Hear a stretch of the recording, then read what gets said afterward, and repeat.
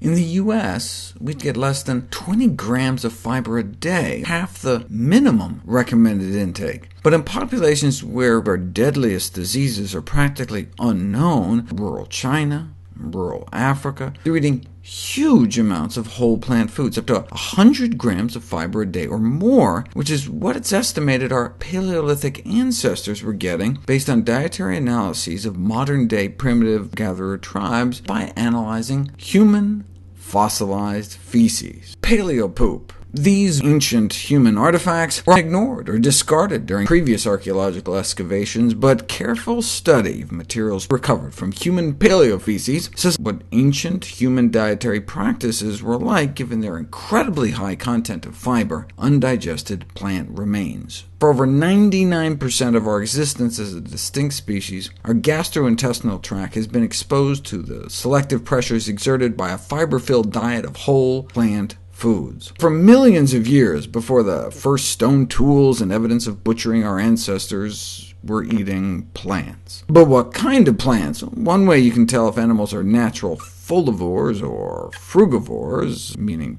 leaf eaters or fruit eaters, is to map the area of absorptive mucosa in our gut versus their functional body size. Fossilivores are those meant to eat mostly foliage, leaves, while frugivores are better designed to eat fruit. The faunivores eat the fauna, another name for carnivore. If you chart animals out this way, they fall along distinct lines. So where do humans land? Here's our functional body size, and here's our absorptive area. So it appears the natural dietary status of the human species is that of a fruit eater. Why does it matter how much fiber we used to eat? One theory for the rising levels of obesity in Western populations is that the body's mechanisms for controlling appetite evolved to match how many plants we eat. Our ancestors ate so many plant foods we were getting 100 grams of fiber a day, so for millions of years, food equaled fiber. No surprise, one of the physiological mechanisms our body evolved to suppress our appetite involved fiber. Fiber is metabolized by our gut flora into short-chain fatty acids, which bind to and activate receptors on the surfaces of our cells that alter our metabolism, activating receptors on fat cells to increase the expression of the weight-reducing hormone leptin. Other hormones are affected as well. Until recently, food meant fiber.